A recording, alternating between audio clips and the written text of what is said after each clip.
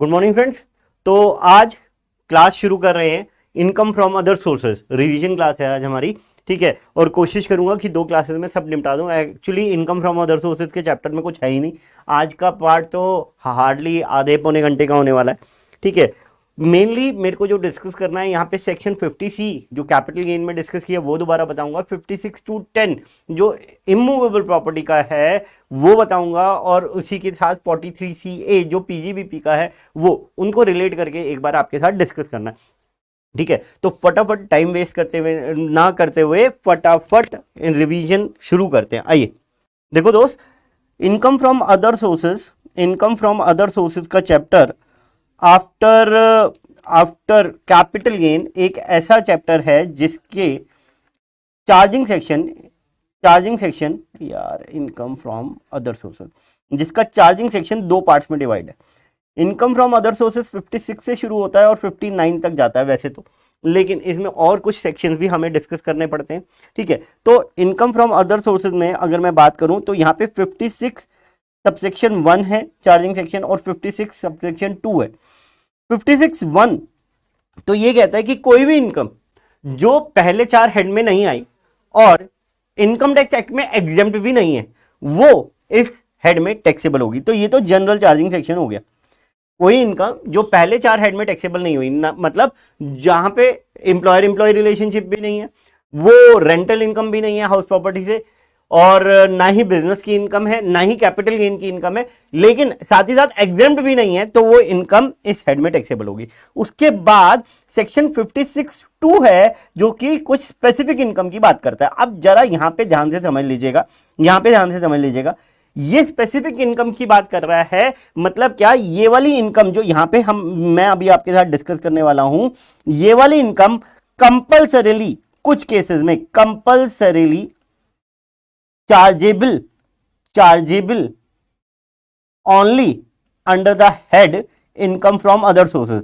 हाँ, कुछ इनकम के साथ ऑप्शन भी दिया हुआ होगा कि इस हेड में नहीं चार्ज कर रहे तो दूसरे हेड में, अगर चार्ज कर लिया तो इस हेड में मत चार्ज करना, लेकिन कुछ इनकम्स के लिए तो रिस्ट्रिक्शन है कि वो इसी हेड में टैक्सेबल होंगी। आइए शुरू करते हैं अपना इनकम फ्रॉम अदर सोर्सेज का चैप्टर। तो पहला सेक्शन 56 का चार्जिंग सेक्शन 56 का subsection 1, income of every kind. अब यहां पे इसने लिखा एवरी काइंड मतलब एवरी काइंड, चाहे वो मनी में हो, चाहे वो मूवेबल प्रॉपर्टी हो, चाहे इमूवेबल प्रॉपर्टी हो। Income of every kind which is not excluded from the total income under this act shall be chargeable to income tax under the head income from other sources if it is not chargeable to income tax under any of the heads mention in section 14। तो पहले 4 head में taxable नहीं हुई, income exempt भी नहीं है, तो वो इस हेड में टैक्सेबल होगी, ठीक है। आगे चले 56(2) specific income included in iOS. अब जरा ध्यान से सुनना,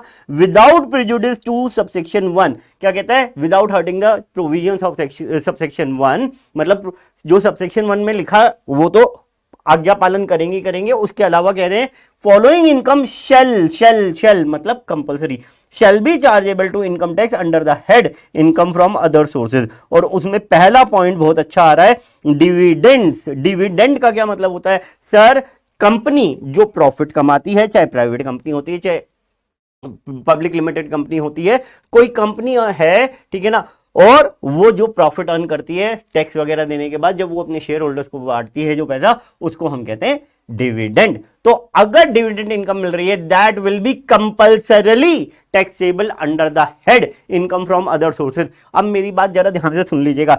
सर, आप कहते हैं कि मैं तो ट्रेडर हूं और मेरे पास, मैं शेयर्स की ट्रेडिंग करता हूं, मेरे पास ओपनिंग स्टॉक शेयर, मेरे पास परचेजेस शेयर, मेरे पास सेल्स शेयर और मेरे पास क्लोजिंग स्टॉक शेयर, और जब मैं पूरे दिन शेयर्स में ही खेलता रहता हूं तो मेरे पास डिविडेंड इनकम आती है। तो वो डिविडेंड इनकम तो मेरी पीजीबीपी का पार्ट बनती होगी ना, क्योंकि मैं ट्रेडर हूं तो शेयर्स की सेल परचेज मेरे पीजीबीपी में जाएगी, तो डिविडेंड इनकम भी मेरे पीजीबीपी का पार्ट बनेगी। नहीं बेटे, आप ट्रेडर हैं, आप इन्वेस्टर हैं, आपके पास सिर्फ शेयर्स की इनकम आती है, dividend income, still it will be taxable only under the head income from other sources, because यहां पे वर्ड यूज किया गया है शेल। तो डिविडेंड इनकम आए, कैसे भी आए, कितनी भी आए, चाहे आप ट्रेडर हो चाहे आप इन्वेस्टर हो, that will be taxable under the head income from other sources. उसके बाद आई बी पॉइंट मेरे को बड़ा इंपॉर्टेंट लगता है, any winning from lotteries, crossword puzzle, races including horse races, card games and other games of any sort, or from gambling, betting or of any form or nature whatsoever।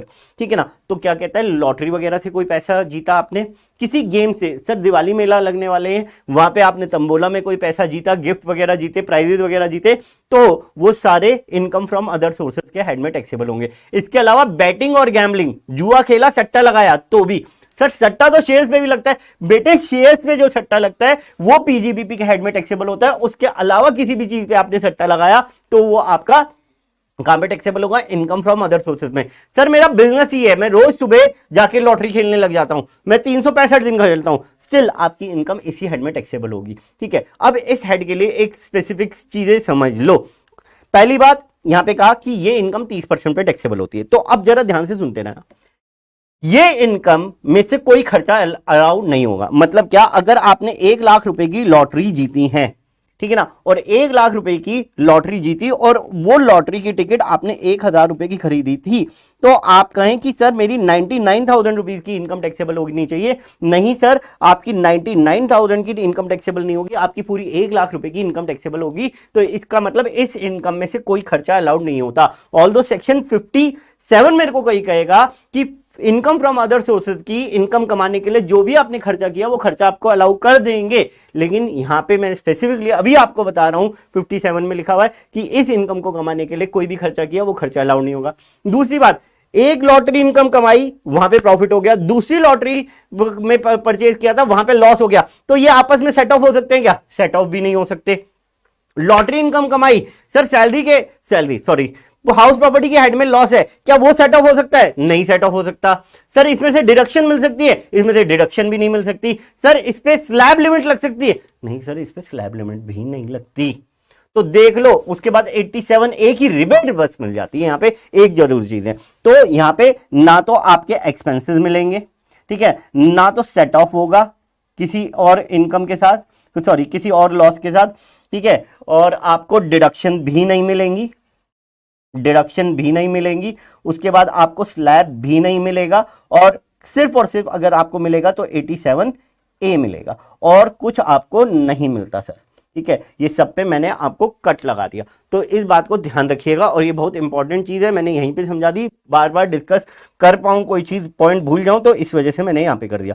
उसके बाद कहता है IC point, ID point, second point और third point, ये चारों point में option दिया हुआ है कि इनकम या तो इस हेड में टैक्सेबल करा दो, अदरवाइज पीजीबीपी में या इनके रिस्पेक्टिव हेड में टैक्सेबल करा देना। जैसे आईसी पॉइंट क्या है कि इंप्लॉयर जो इंप्लॉय का कंट्रीब्यूशन काट के रखता है वो उसकी पीजीबीपी में इनकम मानी जाती है। तो क्या दे रखा है यहां पे कि अगर इंप्लॉयर ने इंप्लॉय का कंट्रीब्यूशन काट के रखा है और वो उसने पीजीबीपी के हेड में टैक्सेबल नहीं कराया तो वो इस हेड में टैक्सेबल करा ले, provided it is not taxable under the head PGBP, तो वो यहां पे करा ले। Done. Income by way of interest on security, interest की बात हो रही है, डिविडेंड की बात नहीं हो रही। डिविडेंड तो पक्का यहीं पे टैक्सेबल होगा। अगर आपकी सिक्योरिटीज पे किसी तरह का इंटरेस्ट आता है तो वो आप यहां पे टैक्सेबल कराइए, अगर आप पीजीबीपी में टैक्सेबल नहीं करा रहे। मतलब क्या कि आपने डिबेंचर्स खरीद रखे हैं बहुत सारी कंपनीज के और आपको इंटरेस्ट इनकम आती है और आप उसी से गुजारा चला रहे हैं। आप चाहें तो उसे पीजीबीपी में टैक्सेबल भी करा सकते हैं, अगर चाहें तो यहां पे भी टैक्सेबल करा सकते हैं, आपकी मर्जी। ठीक है। उसके बाद इनकम फ्रॉम मशीनरी प्लांट, अगर आप मशीनरी प्लांट वगैरह कुछ किराए पे देते हो तो अगर वो इनकम आप पीजीबीपी में टैक्सेबल नहीं करा रहे, पीजीबीपी में टैक्सेबल नहीं करा रहे तो इस हेड में टैक्सेबल करा लेना। मतलब क्या, मतलब क्या, जरा ध्यान से समझो। कहता है कि सर मेरा ना इन्वर्टर, मेरा एसी किराए पे देने का काम है, अगर काम है तो वो तो आपका बिजनेस हो गया तो पीजीबीपी के हेड में ले जाना। लेकिन मेरा तो काम वैसे ही मेरा अपना बिजनेस है, लेकिन मेरे थोड़े दिन के लिए कोचिंग सेंटर था, थोड़े दिन के लिए बेंच खाली पड़े हुए थे, लीन पीरियड चल रहा था, तो मैंने वो बेंचेस किसी को किराए पे दे दिए और वो जो इनकम आई अगर मैंने पीजीबीपी में टैक्सेबल नहीं कराई तो मेरे को इनकम फ्रॉम अदर सोर्सेज में टैक्सेबल करानी है। डन। उसके बाद थर्ड पॉइंट, ये मैंने हाउस प्रॉपर्टी के चैप्टर में बताया था, अगर आपने कोई बिल्डिंग ऐसी किराए पे दी जिसके साथ असेट भी जाएंगे ही जाएंगे, वो इनसेपरेबल हैं, तो उससे जो इनकम आती है वो हाउस प्रॉपर्टी में टैक्सेबल नहीं होती, या तो पीजीबीपी के हेड में टैक्सेबल होती है या फिर इनकम फ्रॉम अदर सोर्सेज के हेड में टैक्सेबल होती है। ये पॉइंट हो गया जी। नेक्स्ट आगे चलो जी। उसके बाद कहता है कीमैन इंश्योरेंस पॉलिसी। बेटे एक्चुअली है क्या, 1010D एक सेक्शन है हमारा 1010D, इसमें शायद डिटेल में डिस्कशन दे रखी हो, बाद में मैं आपको बताने की कोशिश करता हूं। 1010D हमारा एक सेक्शन है कि अगर आप किसी बंदे ने इंश्योरेंस कराई तो इंश्योरेंस कराने पर होता क्या है, मैच्योरिटी पे या तो पैसा मिल जाता है या फिर जिसका इंश्योरेंस कराया जाता है उसकी डेथ हो जाती है तो वो पैसा मिल जाता है। तो वो इंश्योरेंस का पैसा डेथ पे या जो मैच्योरिटी में मिलेगा, सेक्शन 10 क्लॉज 10D कहता है वो फुल्ली एग्जेम्प्ट है। लेकिन लोगों ने क्या लूपहोल निकाला कि अपने बंदे की, जो मेन बंदा है बिजनेस को चलाने वाला, उसका इंश्योरेंस कराने लगे। और पीजीबीपी में अगर आपको याद आता हो तो कीमैन इंश्योरेंस पॉलिसी का प्रीमियम जो कंपनी देती है, जो बिजनेसमैन देता है, वो पीजीबीपी में खर्चा अलाउड हो जाता है। अब जो कीमैन इंश्योरेंस पॉलिसी का पैसा आया, या तो वो इंप्लॉय के लीगल रिप्रेजेंटेटिव को आएगा या फिर वो आएगा कंपनी को। किसी भी केस में या तो वो इंप्लॉयर को मिलेगा या इंप्लॉय के लीगल रिप्रेजेंटेटिव को मिलेगा। तो कहता है कि अगर वो इंप्लॉय को मिल रहा है, इंप्लॉय के लीगल रिप्रेजेंटेटिव को मिल रहा है तो वो आईओएस में टैक्सेबल हो जाएगा। इंप्लॉय को मिल रहा है तो वो उसकी सैलरी के हेड में टैक्सेबल होगा या इस हेड में टैक्सेबल होगा, इनकम फ्रॉम अदर सोर्सेज में। और अगर कंपनी को मिल रहा है या तो वो पीजीबीपी के हेड में टैक्सेबल करा लो या फिर इनकम फ्रॉम अदर सोर्सेज के केस में टैक्सेबल करा लो। तो पीजीबीपी और सैलरी में अगर आपने टैक्सेबल नहीं कराया तो कीमैन इंश्योरेंस पॉलिसी का पैसा यहां पे आपको टैक्सेबल कराना पड़ेगा। 8 पॉइंट बहुत ध्यान से सुनना बेटे, ये 8 पॉइंट किससे रिलेटेड है? 8 पॉइंट रिलेटेड है बेटे कि आप जब एनहेंस कंपनसेशन या कंपनसेशन, ओरिजिनल कंपनसेशन जो हम लोगों ने सेक्शन 45 में पढ़ा था, जब कंपलसरी एक्विजिशन होता है तो कंपनसेशन मिलता है, एनहेंस कंपनसेशन मिलता है, उसके डिले होने पे इंटरेस्ट मिल रहा है। अब उसके डिले होने के ऊपर जो इंटरेस्ट मिलेगा दैट विल बी टैक्सेबल। देखो 3 चीजें बताऊंगा ध्यान से। That will be taxable under the head income from other sources. पहली बात, कहां पे टैक्सेबल होगा? Under the head income from other sources. दूसरी बात, वो on a receipt basis taxable होगा। और तीसरा, उस पे 50% का खर्चा स्टैंडर्ड डिडक्शन आपको अलाउड हो जाएगी। तो 8 पॉइंट बहुत ध्यान से देखना। Income by way of interest received on compensation और एनहेंस कंपनसेशन।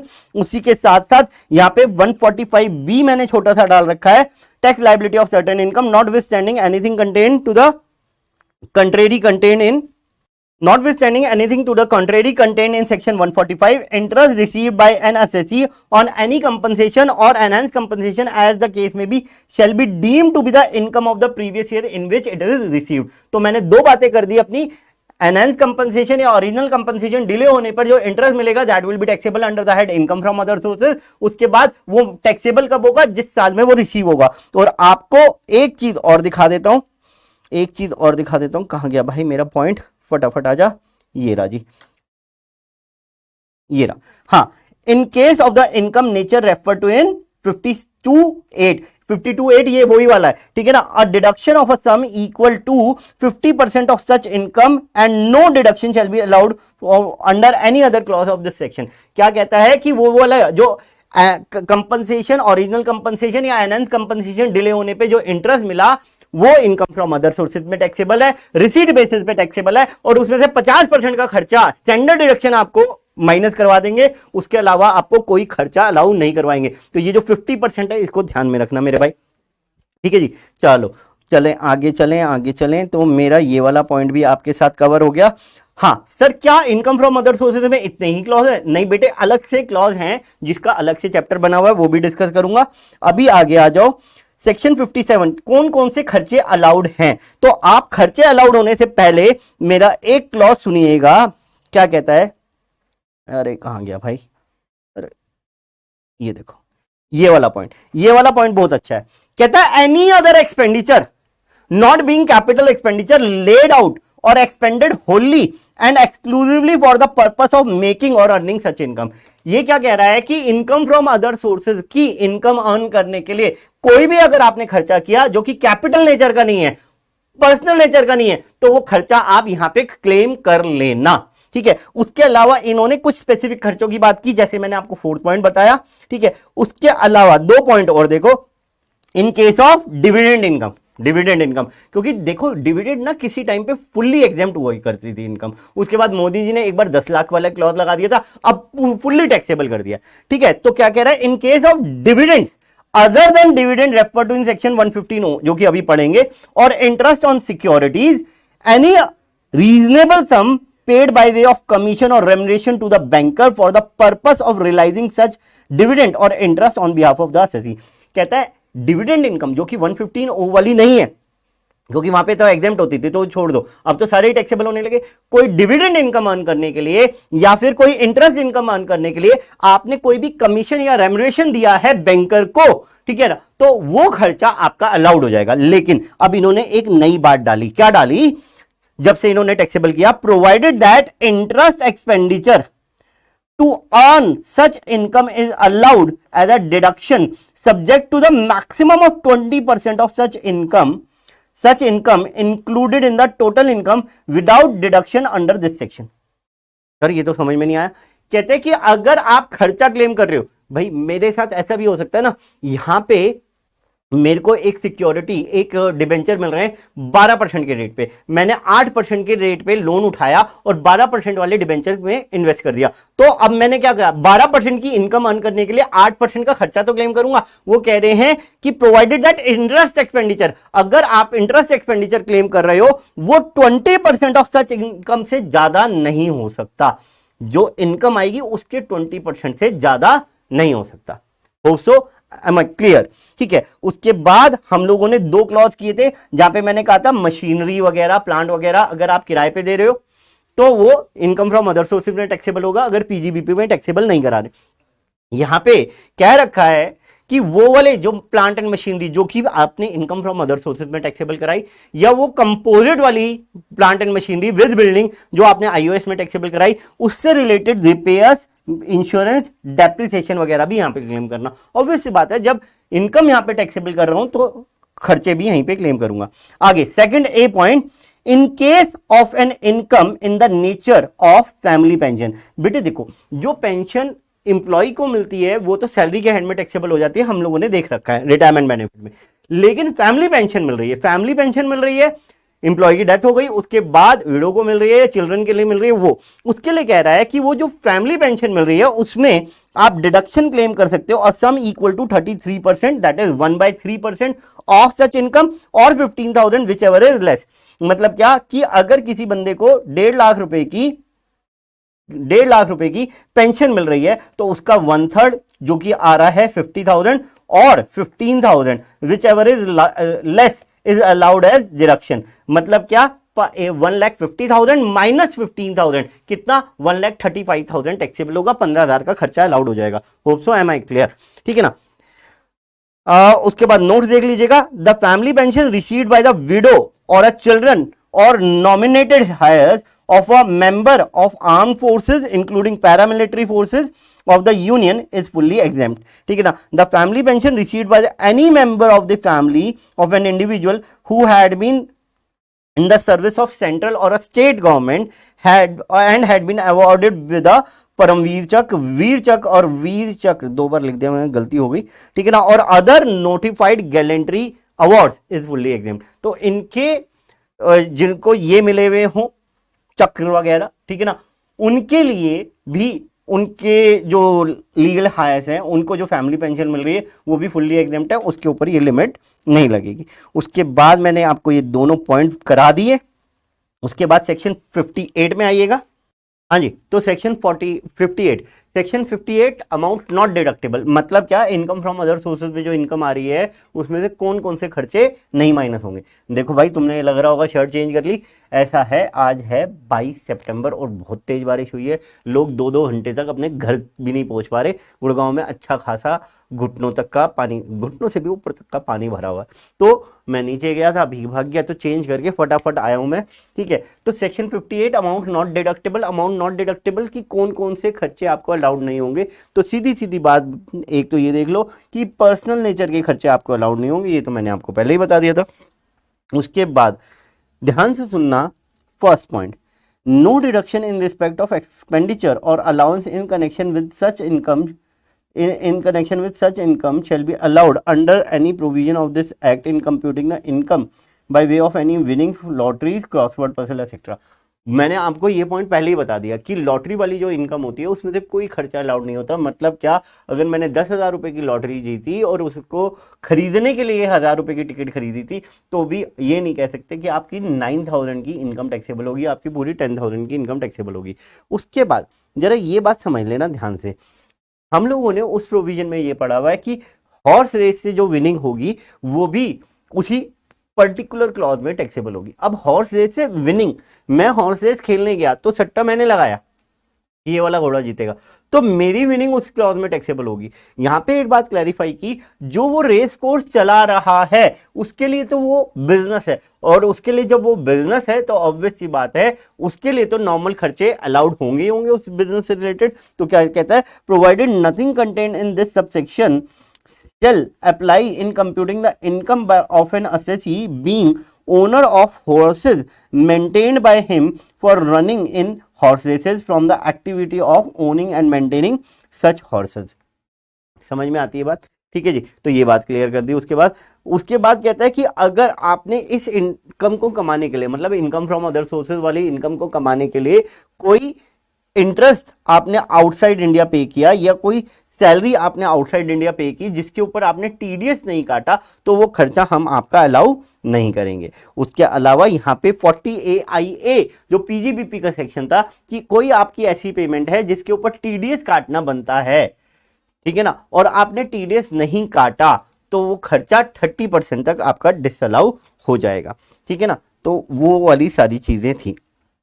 अब जरा ध्यान से सुनना मेरी बात कि हम लोगों ने कहा है कि dividend income will always taxable under the head iOS, चाहे प्राइवेट कंपनी से मिली हो, चाहे पब्लिक लिमिटेड, लिस्टेड, अनलिस्टेड, कोई सी कंपनी से, फॉरेन कंपनी से मिली हो, कहीं से भी मिली हो, वो कहां पे टैक्सेबल होगी, इनकम फ्रॉम अदर सोर्सेज में टैक्सेबल होगी। कोई जमाना हुआ करता था जब डिविडेंड इनकम 100% एग्जेम्प्ट हुआ करती थी, सारी की सारी एग्जेम्प्ट हुआ करती थी, लेकिन अब डिविडेंड इनकम फुल्ली टैक्सेबल होती है। ये इन्होंने 1 अप्रैल 2020 से कह दिया कि फुल्ली टैक्सेबल होती है।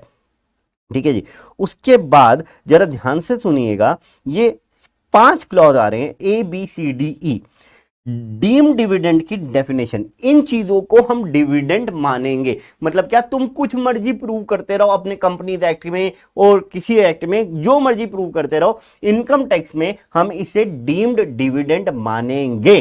डीम डिविडेंड मतलब डिविडेंड मान लिया जाएगा, और डिविडेंड मान लिया जाएगा तो डिविडेंड के हिसाब से बातें होंगी। मतलब क्या सर, डिविडेंड के हिसाब से बातें होंगी, मतलब रिसिपिएंट के हाथ में, शेयर होल्डर के हाथ में ये टैक्सेबल होगा। अच्छा, साथ ही साथ समझ लेना, जब कंपनी डिविडेंड देती है तो कंपनी को उसके ऊपर टीडीएस काटना होता है। ये प्रोविजन पहले देख लेते हैं, उसके बाद इसमें आता हूं। उसके ऊपर टीडीएस काटना होता है। Section 194, TDS on dividend. Deductor कौन? Principal officer of a domestic company, ठीक है ना, और a company is liable to deduct TDS. Deductee resident share holder. Rate of TDS कितना होगा? 10%। तो डिविडेंड जब कंपनी देती है तो उसके ऊपर 10% का टीडीएस काट के जमा कराएगी। ठीक है ना। Payment to an individual made in mode other than cash, ठीक है ना, एंड डज नॉट एक्सीड ₹5,000। ठीक है, ये कहता है कि अगर आप अदर देन कैश में कोई डिविडेंड दे रहे हो और 5,000 रुपए तक का डिविडेंड दे रहे हो तो आपको टीडीएस काटने की जरूरत नहीं है। लिमिट फॉर डिडक्टिंग टीडीएस, मतलब 5,000 रुपए से ज्यादा का अगर डिविडेंड दे रही है कंपनी तो उसके ऊपर 10% का टीडीएस काटेगी। ठीक है, और हाँ 2,000 का डिविडेंड दे रही है लेकिन अदर देन कैश में ना होके, मतलब ईसीएस में ना होके कैश में दे रही है, देन इन दैट केस वो उसके ऊपर भी 10% का टीडीएस काटना है। No TDS is required to be deducted where dividend is credited or paid to LIC, GIC, subsidiary of GIC और any other insurance। ये क्या है सर? अगर मैंने कोई इंश्योरेंस कंपनी, किसी इंश्योरेंस कंपनी ने मेरे शेयर्स खरीदे हुए हैं तो उसे अगर मैं डिविडेंड देता हूं और उसे 5,000 से ज्यादा का भी डिविडेंड दे रहा हूं तब भी मैं उसका टीडीएस नहीं काटूंगा। तो ये पॉइंट ये कह रहा है। ठीक है, होप सो ये पॉइंट क्लियर हो गया होगा। चलिए अब बात करते हैं डीम डिविडेंड की। डीम डिविडेंड में वैसे तो अब चीजें ये हो गया कि इन चीजों को डिविडेंड मानना ही मानना है। मैं आपको समरी में समझा रहा हूं फटाफट, पूरा पॉइंट पढ़ के नहीं बताऊंगा। अगर कंपनी अपने असेट्स डिस्ट्रीब्यूट करती है अपने शेयर होल्डर को, एनी डिस्ट्रीब्यूशन बाय कंपनी, अब कंपनी कौन सी है ध्यान से देख लेना। ये जो चारों क्लॉज हैं, पहले 4 क्लॉज, ई नहीं कह रहा, पहले 4 क्लॉज हैं वो हर कंपनी के ऊपर लगते हैं, लिस्टेड हो, अनलिस्टेड हो, प्राइवेट हो, पब्लिक लिमिटेड हो, कोई सी भी कंपनी हो, तो सब पे लगते हैं। ई वाला क्लॉज जो है वो केवल और केवल अनलिस्टेड कंपनीज पे, प्राइवेट कंपनीज पे लगता है, ठीक है ना। Any distribution by company of accumulated profit whether capitalised और not, if such distribution entail, अगर कंपनी किसी भी तरीके से अपने असेट्स अपने शेयर होल्डर्स को दे रही है, that will be treated as a dividend, that will be treated as a dividend. Share holder कौन से, इक्विटी शेयर होल्डर या प्रेफरेंस शेयर होल्डर, कोई नहीं लिखा, दोनों आ गए। बी में, बी पॉइंट कॉन्टिन्यूटी में मैंने उसको 2 पॉइंट्स में तोड़ दिया। कहता है any distribution to its share holder by a company of debenture stock deposit certificate whether with और विदाउट इंटरेस्ट, अगर मैंने अपने शेयर होल्डर को डिबेंचर स्टॉक या डिपॉजिट सर्टिफिकेट भी दिए, that will be treated as a dividend in the hands of share holder. आगे, any distribution to its preference share holder of share by way of bonus, अगर preference share holders को bonus share दिए, मतलब equity share holders को bonus share दिए, that will not be treated as dividend. लेकिन अगर preference share holder को अगर बोनस शेयर दिए, that will be treated as a dividend in the hands of share holder. Note, bonus share given to equity share holder are not treated as dividend. C point, अगर company liquidate हो रही है, अब liquidate हो रही है और company के पास सरप्लस फंड बचे हुए हैं, मतलब क्या, सबको आउटसाइडर लायबिलिटीज को देने के बाद भी अगर कंपनी के पास पैसा बच रहा है, तो वो किसको दिया जाएगा, वो इक्विटी शेयर होल्डर्स को, प्रेफरेंस शेयर होल्डर्स को वापस किया जाएगा। तो उस केस में क्या कह रहा है, सी पॉइंट क्या कहता है, सी पॉइंट आपको कह रहा है कि लिक्विडेशन के टाइम पे जो कंपनी अपने इक्विटी शेयर होल्डर्स को जो पैसा बचा हुआ बांटेगी, ठीक है ना, that will be treated as a dividend in the hands of share holder, ठीक है। तो ये point on the liquidation to the extent to which distribution is attributable to the accumulated profit, ठीक है ना, the company immediately before its liquidation whether capitalise और not. Any distribution made out of the profit of the company after the date of liquidation can not amount to a dividend, it is a repayment towards the capital. कहता है कि profit से ज्यादा, मतलब profit distribute हो गया उसके बाद भी पैसा बचा हुआ है, एक्यूमुलेटेड प्रॉफिट से ज्यादा अगर दिया गया, that will be treated as a repayment of the capital, ठीक है जी। आगे डी पॉइंट क्या है बेटे, एक चैप्टर आप शायद ग्रुप 1 या ग्रुप 2 के अकाउंट में पढ़ेंगे, इंटरनल रिकंस्ट्रक्शन वाला। वहां पे हम क्या करते थे, शेयर कैपिटल्स को रिड्यूस कर देते थे, एक अलग से रिकंस्ट्रक्शन अकाउंट बनाते थे और उसके बाद हम लोगों के जो फिक्टिशियस एसेट होते हैं उसे नॉक ऑफ कर देते थे। तो डी पॉइंट क्या कह रहा है कि अगर आपके फिक्टिशियस एसेट नहीं है, आपके पास तो ऑलरेडी एक्यूमुलेटेड प्रॉफिट पड़े हुए हैं और फिर भी आप अपनी शेयर कैपिटल की फेस वैल्यू कम करके उनको पैसा वापस कर रहे हो, that will be treated as a dividend in the hands of share holder. Any distribution to its share holder by company on the deduction of its capital to the extent to which company possesses the accumulated profit whether such accumulated profits capitalize or not, आपने चाहे उन्हें capitalise किया या नहीं किया, capital reserve में पड़े हुए हैं या पीएनएल में पड़े हुए हैं, जैसे मर्जी। ई पॉइंट ध्यान से सुनना, पेमेंट बाय अ कंपनी, कौन सी कंपनी, जरा ध्यान से देखो, not being a company in which public are substantially interested, मतलब या तो प्राइवेट कंपनी या फिर पब्लिक कंपनी है लेकिन लिस्टेड नहीं है, मतलब रिकॉग्नाइज्ड स्टॉक एक्सचेंज पे लिस्टेड नहीं है, ठीक है ना। तो मैं तीनों पॉइंट पढ़ देता हूं, उसके बाद आपको समझा देता हूं। बाय वे ऑफ एडवांस और loan to a share holder being a person who is beneficial owner of shares not being shares entitle to a fix rate of dividend, मतलब कौन से शेयर होने चाहिए, इक्विटी शेयर, प्रेफरेंस शेयर नहीं होने चाहिए, holding not less than 10% of the voting power, और to any such concern in which such shareholder is a member or a partner and in which he has a substantial interest। अच्छा जी, चलो ये भी बता देते हैं। Any payment by any such company on behalf और for the individual benefit of such share holder.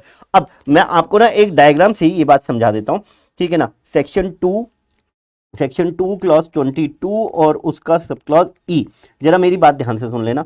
Company है, company कौन सी है, जरा ध्यान से देखो, प्राइवेट कंपनी या फिर अनलिस्टेड कंपनी, अनलिस्टेड, ठीक है ना। और इसका एक शेयर होल्डर है, इसका कौन है, शेयर होल्डर, ठीक है ना।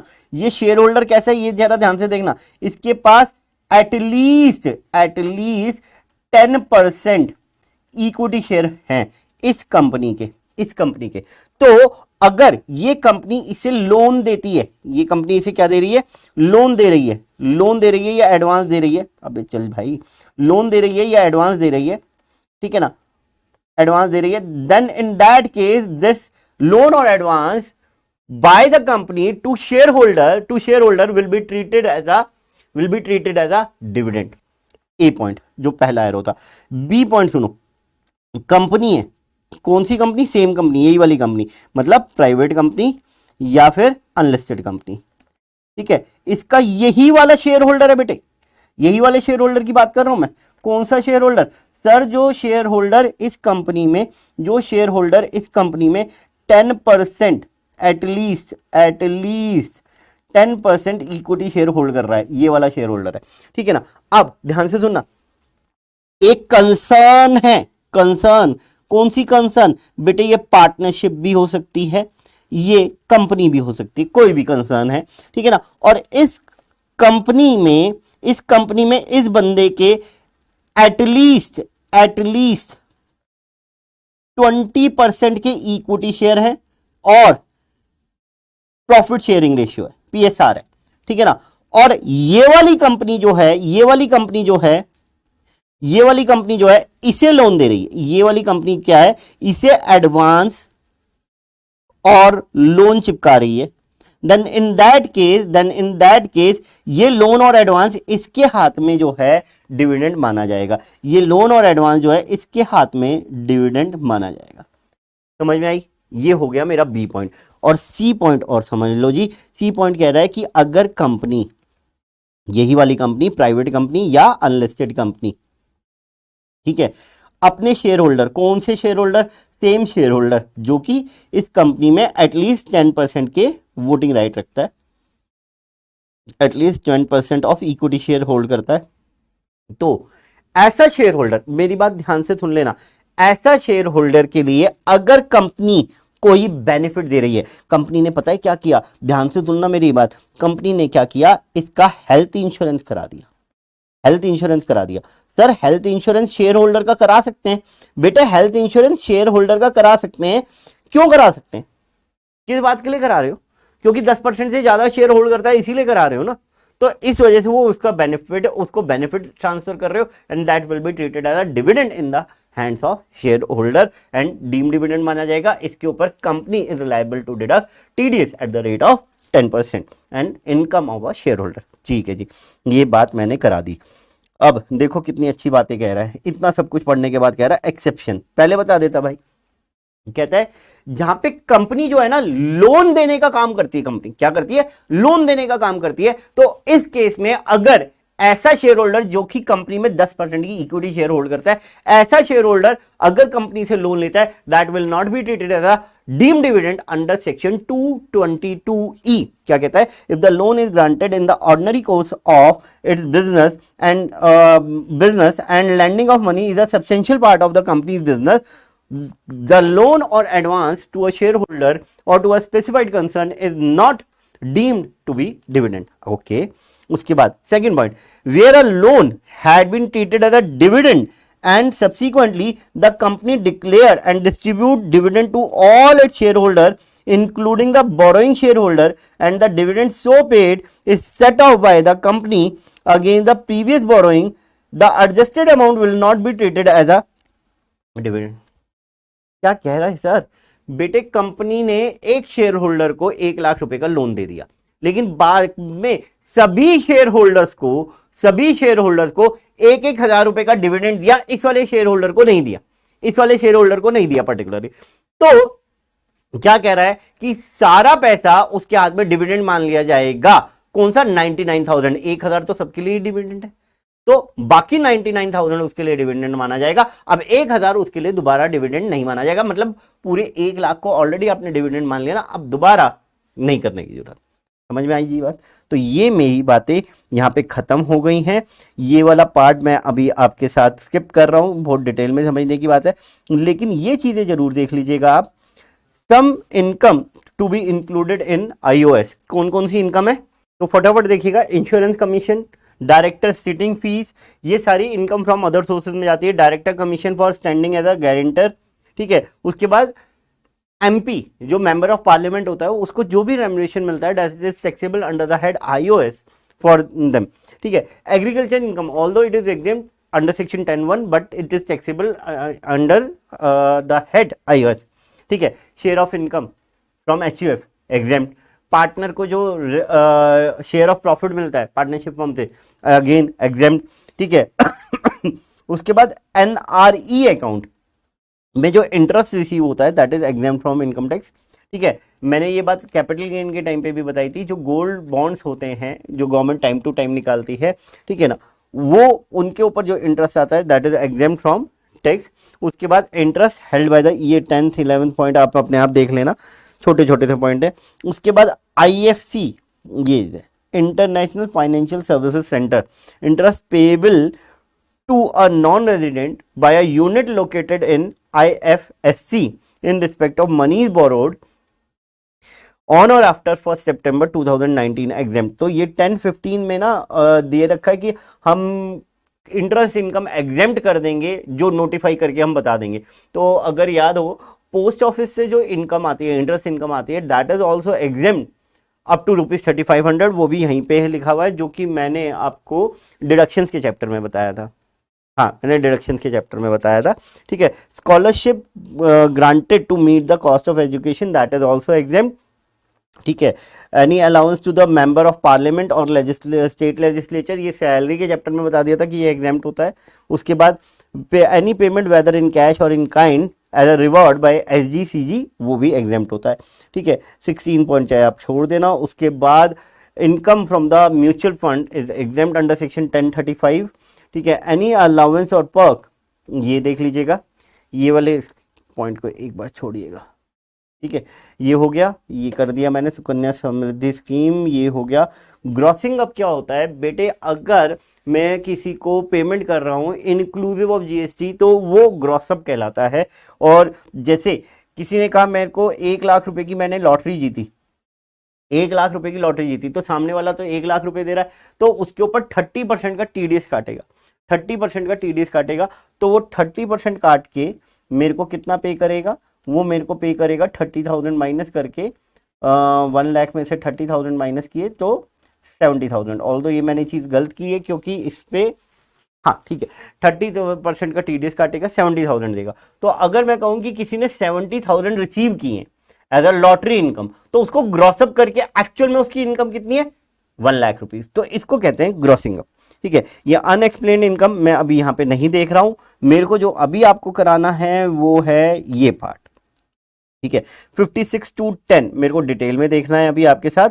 उससे पहले मैं छोटे छोटे पॉइंट्स पे आता हूं, छोटे छोटे पॉइंट्स पे आके मैं खत्म कराता हूं। Taxation of gift, taxation of gift, shares, अगर शेयर किसी को मिल रहे हैं, ठीक है ना, एज अ गिफ्ट, गिफ्ट मतलब without consideration, where a firm or a company not being a company in which public are substantially interested. कौन सी कंपनी है जिसमें पब्लिक सब्सटेंशियली इंटरेस्टेड नहीं है। Receive in any previous year from any person or person any property being shares of a company not being a company in which public are substantially interested without consideration. Aggregate में fair market value 50,000 rupees से ज्यादा हो जाती है तो 50,000 से, देखो क्या कह रहा है कि अगर मैं फर्म हूं, ठीक है, मैं कंपनी हूं जिसमें पब्लिक सब्सटेंशियली इंटरेस्टेड नहीं है और मेरे को शेयर्स गिफ्ट मिलते हैं, तो और शेयर्स भी किसके मिल रहे हैं, जिसमें पब्लिक सब्सटेंशियली इंटरेस्टेड नहीं है, मतलब प्राइवेट कंपनी के शेयर्स मेरे को गिफ्ट में मिल रहे हैं और विदाउट कंसिडरेशन मिल रहे हैं। गिफ्ट तो विदाउट कंसिडरेशन ही होता है। उसकी फेयर मार्केट वैल्यू अगर 50,000 से ज्यादा की हो जाती है तो पूरा 50,000 रुपए मेरे हाथ में, रिसिपिएंट के हाथ में, IOS के हेड में टैक्सेबल हो जाएगा।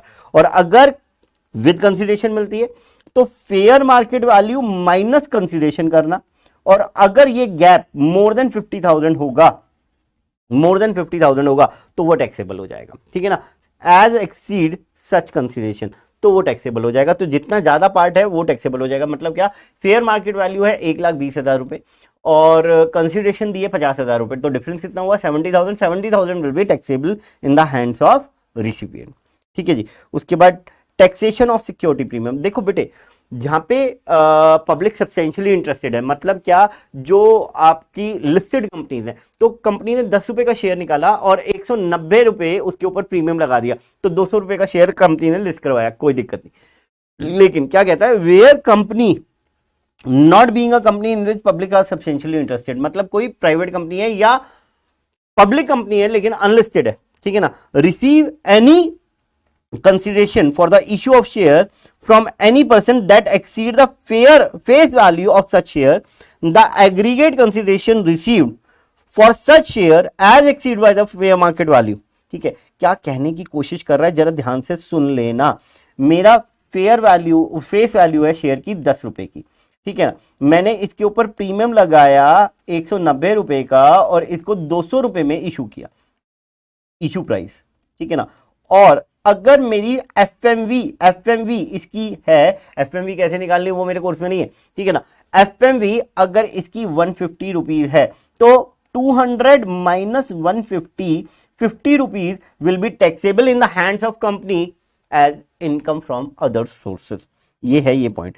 लेकिन कहता है ये क्लॉज नहीं एप्लीकेबल होगा जहां पे वेंचर कैपिटल अंडरटेकिंग है, ठीक है ना, वेंचर कैपिटल अंडरटेकिंग को पैसा मिल रहा है फ्रॉम वेंचर कैपिटल कंपनी और वेंचर कैपिटल फंड, तो वो नहीं एप्लीकेबल होगा।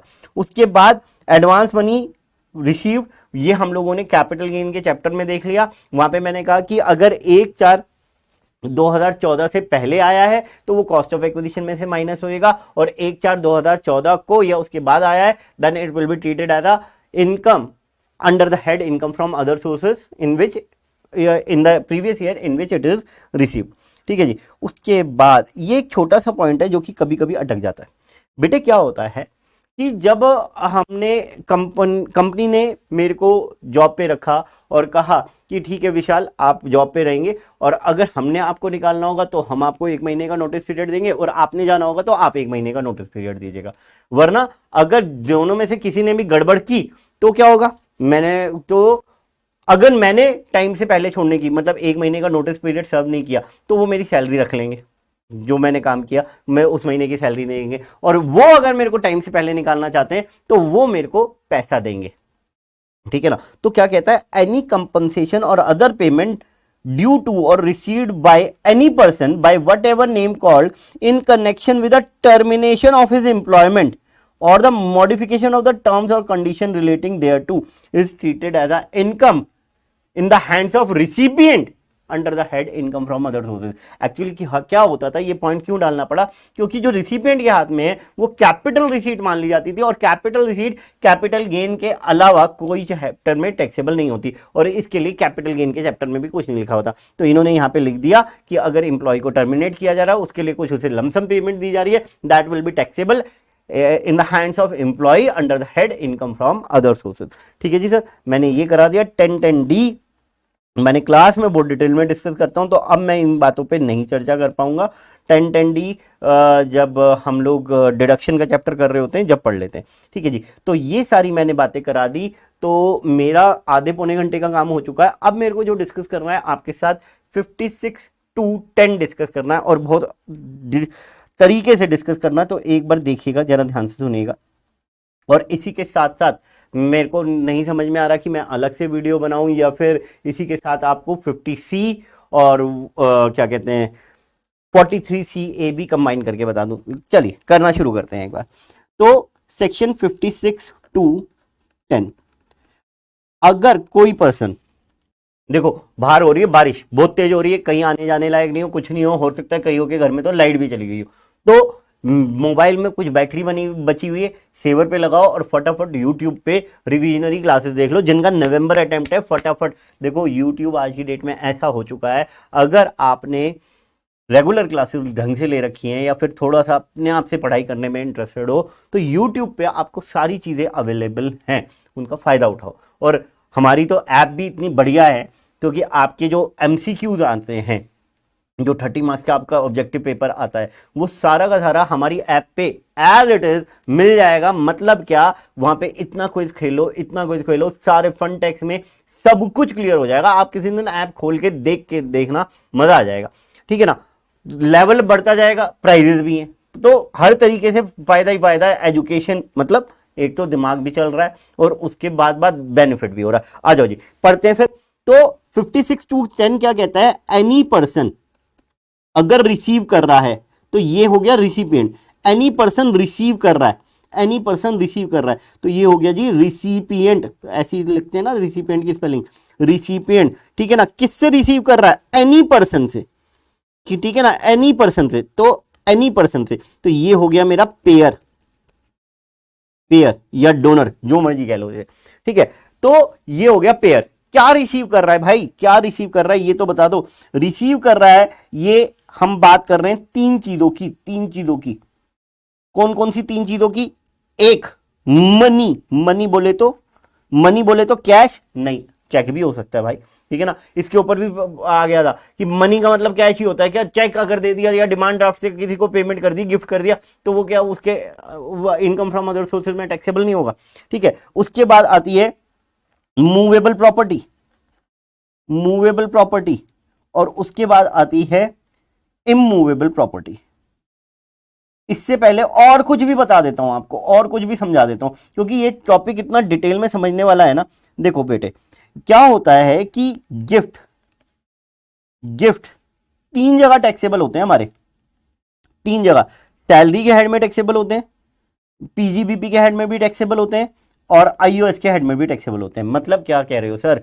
बेटे मैं ये कह रहा हूं कि अगर एम्प्लॉयर एम्प्लॉई रिलेशनशिप है, एम्प्लॉयर एम्प्लॉई रिलेशनशिप है, और एम्प्लॉयर ने एम्प्लॉय को कोई गिफ्ट दिया, ठीक है ना, तो इन काइंड दिया, इन काइंड दिया, तो वो 5,000 रुपए तक का एग्जेम्प्ट है, उससे ऊपर टैक्सेबल होता है। और इन कैश दिया तो वो फुल्ली टैक्सेबल होता है। याद करो सैलरी का चैप्टर, फुल्ली टैक्सेबल होता है, ठीक है। उसके अलावा, उसके अलावा अगर मैं बात करूं कि अगर आप अपना बिजनेस कर रहे हैं, प्रोफेशन कर रहे हैं, और उस टाइम पे अगर आपको कोई बेनिफिट या पर्क मिलता है, तो सेक्शन 28 पीजीबीपी चार्जिंग सेक्शन, उसका क्लॉज वीए है, जहां तक मेरे को याद आ रहा है, कि कोई भी पर्क और बेनिफिट अगर आपको अपना बिजनेस या प्रोफेशन करते हुए मिलता है, that is taxable under the head PGBP, that is taxable under the head PGBP. ये बात समझ में आई?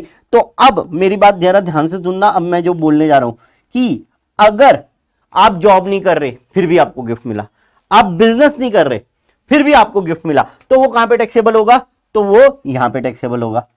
अच्छा, अब वो कौन कौन सी फॉर्म में मिल सकता है वो मैं आपको बता रहा हूं कि वो कौन कौन सी फॉर्म में मिल सकता है। वो मनी की फॉर्म में मिल सकता है, वो मूवेबल प्रॉपर्टी की फॉर्म में मिल सकता है, और वो मेरे सर पे बैठी भी इमूवेबल प्रॉपर्टी की फॉर्म में भी मिल सकता है। तो इन तीन फॉर्म में आपको गिफ्ट मिल सकता है। तो क्या कहता है कि अगर, क्योंकि मनी है, मनी के बदले में कुछ मिलेगा, तो वो तो कंसिडरेशन हो जाएगी, तो वो तो सेल परचेज की बात हो जाएगी। तो अगर आपको 50,000 रुपए से अमाउंट रिसीव्ड अप टू 50,000 तो एग्जेम्प्ट है, अप टू 50,000 तो एग्जेम्प्ट है, एंड जैसे ही मोर देन होगा तो फुल अमाउंट टैक्सेबल हो जाएगा, ठीक है ना। अगर मतलब मेरे 10 फ्रेंड थे, सबने 5-5 हजार रुपए दिए, कितने हो गए जी? 50,000 रुपए हो गए। एक मेरा खुद की फ्रेंड था, उसने मेरे को 1,000 रुपए और दे दिए, बस हो गया काम खराब। 51,000 जैसे ही मेरे को आए, वैसे ही पूरे 51,000 टैक्सेबल होगा। ये नहीं कि 50,000 छोड़ दो जी, 1,000 टैक्सेबल होगा, पूरा 50,000 टैक्सेबल हो जाएगा, ठीक है जी। उसके बाद मूवेबल प्रॉपर्टी की बात करते हैं जी, मूवेबल प्रॉपर्टी की बात करते हैं। पहली बात तो ये बताओ, मूवेबल प्रॉपर्टी होती कौन सी है? मेरे को खुद ही नहीं याद। कैपिटल गेन का चैप्टर याद है? वहां पे जो मैंने कहा था पर्सनल इफेक्ट की चीजें होती हैं, उसको कैपिटल असेट नहीं मानते, लेकिन वहां पे हम लोगों ने 5-6 चीजें लिख ली थी जो कि कैपिटल असेट होती, वो पर्सनल इफेक्ट की होते हुए भी हम कैपिटल असेट मान लेते थे। कौन कौन सी होती थी याद करो? Jewellery, archaeological collection, drawings, paintings, cultures, any work of art, ये चीजें। और उसके अलावा एक चीज और ऐड कर लेना, यहां पे एक चीज और ऐड कर लेना, शेयर्स एंड सिक्योरिटीज, ठीक है ना, मतलब शेयर सिक्योरिटीज, ये चीजें इमूवेबल प्रॉपर्टी में काउंट होंगी।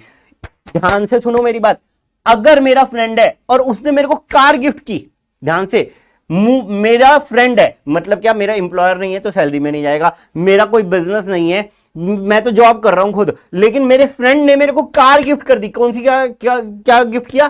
कार गिफ्ट की जी, कार गिफ्ट कर दी, कोई भी 8-10 लाख रुपए की, तो वो मेरे इनकम फ्रॉम अदर सोर्सेज में टैक्सेबल नहीं होगी, क्योंकि जो इनकम फ्रॉम अदर सोर्सेज में टैक्सेबल होने के लिए गिफ्ट रिसीव कर रहे हैं मूवेबल प्रॉपर्टी में, वो ज्वेलरी हो सकती है, archaeological collection, drawings, paintings, culture, any work of art, stock and share, securities वगैरह, ये हो सकते हैं, तो वो इनकम फ्रॉम अदर सोर्सेज में टैक्सेबल होंगे, otherwise income from other sources में भी टैक्सेबल नहीं होंगे। वाह, ये तो मजा ही आ गया।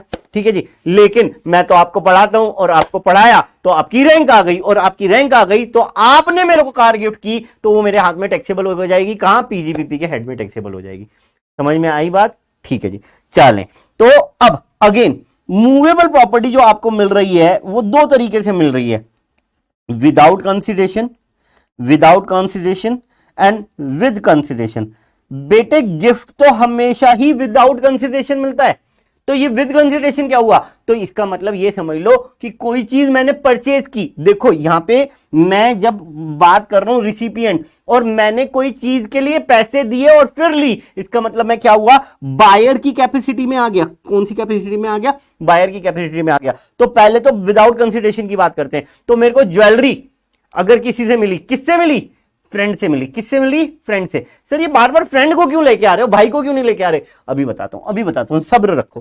ठीक है, मैं क्या कह रहा हूं कि अगर मेरे को ज्वेलरी मिली, फ्रेंड से मिली, और उसकी फेयर मार्केट वैल्यू, मेरे को पूरे साल में ना बहुत सारे फ्रेंड ने बहुत सारी ज्वेलरी दी, और उसकी फेयर मार्केट वैल्यू अगर अप टू 50,000 है तो कुछ टैक्सेबल नहीं होगा। लेकिन जैसे ही fair market value more than 50,000 होगी, मोर देन 50,000 होगी, अरे क्या लिख रहा हूं, मोर देन ₹50,000 होगी, तो वो फुल्ली टैक्सेबल हो जाएगी। मतलब क्या, जैसे अभी कैश के केस में, मनी के केस में बताया था, फुल्ली टैक्सेबल हो जाएगी। लेकिन अगर विद कंसिडरेशन मिल रही है, विद कंसिडरेशन मिल नहीं रही, एक तरह से मैं खरीद रहा हूं, और अगर फेयर मार्केट वैल्यू, मैंने ना ज्वेलरी खरीदी, किससे? अपने फ्रेंड से खरीदी, उसकी ना फेयर मार्केट वैल्यू थी 80,000 रुपए, लेकिन वो फ्रेंड नीड में था, तो वो मेरे को वो फ्रेंड 30,000 रुपए में दे गया। तो fair market value minus consideration करना, और वो fair market value minus consideration अगर अप टू 50,000 है तो कुछ टैक्सेबल नहीं होगा। लेकिन अगर fair market value minus consideration मोर देन 50,000 बन रही है, मोर देन 50,000 बन रही है, तो फुल्ली टैक्सेबल हो जाएगा, फुल्ली टैक्सेबल हो जाएगा। समझ में आई बात या नहीं? क्लियर है जी? डन। ठीक है, तो मेरा याद रखना एग्जांपल कि अगर दोस्त से ज्वेलरी खरीदी, 80,000 की ज्वेलरी थी, 30,000 में खरीद ली तो कुछ टैक्सेबल नहीं, 90,000 की ज्वेलरी थी, 30,000 में खरीद ली तो 60,000 रुपए टैक्सेबल हो जाएगा, जो डिफरेंस है वो टैक्सेबल हो जाएगा। ठीक है जी, इमूवेबल प्रॉपर्टी, इसकी बात थोड़ी सी बाद में करता हूं, तो समझा देता हूं, कोई बात नहीं, कर लेंगे, ऐसी क्या बात हो गई, करना तो सारा ही है। ठीक है, लेकिन मेरे को भी कम आता है ना, मैं भी पढ़ के आऊंगा ना, फिर पढ़ाऊंगा तुम्हें। हाँ सर आज पढ़ के नहीं आए, सुन लो नालायकों, बाद में सोचना मैं पढ़ के आया नहीं आया। ठीक है, अब मैं बात कर रहा हूं, जरा ध्यान से सुनना, इमूवेबल प्रॉपर्टी। इमूवेबल प्रॉपर्टी में फेयर मार्केट वैल्यू नहीं होती, इमूवेबल प्रॉपर्टी में होती है एसडीवी। क्या होती है? एसडीवी। तो यहां पे भी without consideration and with consideration. मतलब क्या, मैंने कोई प्रॉपर्टी मेरे को गिफ्ट कर गया। अच्छा, इमूवेबल प्रॉपर्टी में मतलब क्या होता है? लैंड, बिल्डिंग और बोथ, बस इतना ही होता है। ठीक है जी, अब मैं क्या कह रहा हूं, विदाउट कंसिडरेशन मिली, मतलब क्या, मेरा कोई दोस्त मेरे को प्लॉट ऑफ लैंड गिफ्ट कर गया जी, मेरे को प्लॉट ऑफ लैंड गिफ्ट कर गया, तो एसडीवी अगर अप टू 50,000 है तो मेरे को कोई टैक्सेबल नहीं होगा। लेकिन अगर एसडीवी अप मोर देन 50,000 है तो टैक्सेबल हो जाएगा। अब ना यहां पे एक बात सुनना, यहां पे एक कलाकारी है छोटी सी, यहां पे ना इन दोनों क्लॉज में आजा भाई, ठीक है ना, यहां पे ना एक वर्ड लिखा हुआ है एग्रीगेट करो, मतलब जितना पैसा मिला उसका एग्रीगेट करो, और एग्रीगेट करके देखो मोर देन 50,000 बन रहा है तो फुल्ली टैक्सेबल।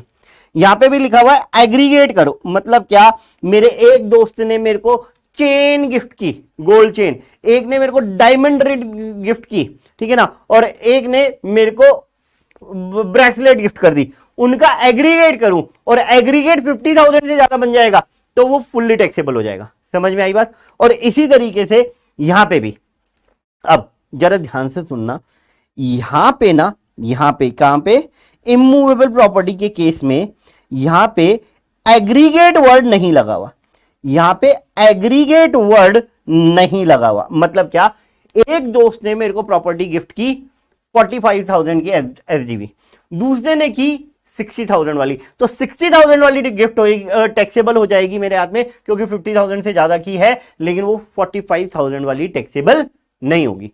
होप सो मेरी बात आपको क्लियर है। उसके बाद विद कंसिडरेशन वाली बात मेरे को फिर दोबारा तरीके से करनी है। पहले ये बताओ इतना समझ में आया नहीं आया, तो कुछ विद कंसिडरेशन वाली बात भी बताऊंगा, लेकिन अब इसमें क्या समझने वाला है, एक चीज जरा ध्यान से देखो। कहता है ये 56 to 10 जितना बताया ना, money, movable property, immovable property, ठीक है ना, money, movable property, immovable property, जो भी बताया, ये कुछ भी टैक्सेबल नहीं होगा, ये कुछ भी टैक्सेबल नहीं होगा। मैंने कहा क्या बात कर रहे हो सच्ची में?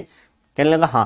कहने लगा कुछ भी टैक्सेबल नहीं होगा अगर रिलेटिव से लिया है तो। क्या बात है, on the occasion of marriage लिया है तो।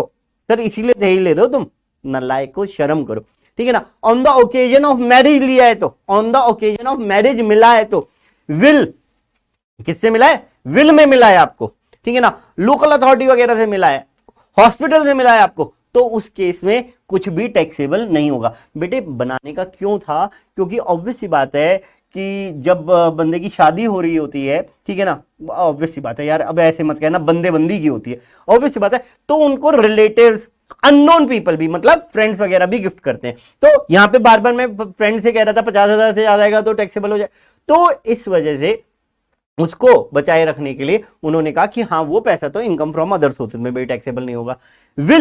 विल अननोन बंदे के लिए भी लिखी जा सकती है, तो अननोन बंदे के लिए विल लिखी गई है, उसमें इमूवेबल प्रॉपर्टी मिल रही है, उसमें मूवेबल प्रॉपर्टी मिल रही है, उसमें कैश मिल रहा है, तो वो भी इनकम फ्रॉम अदर सोर्सेज में टैक्सेबल नहीं होगी इन case of will. Sir logic क्या है? बेटे लॉजिक कैपिटल गेन में क्लियर हो गया था। अगर मेरे को विल में कुछ मिला तो बेचते टाइम पे कॉस्ट प्रीवियस ओनर की, period of holding previous owner से कैलकुलेट करेंगे तो वैसे भी टैक्सेबल हो जाना, नहीं तो क्यों फिकर करना है? क्योंकि ये देखो ना, जो बंदा मरना था मर गया, अब वो विल में मेरे को कुछ दे गया, अब विल में मेरे को कुछ दे गया, भाई मेरी गलती थोड़ी ना इसमें।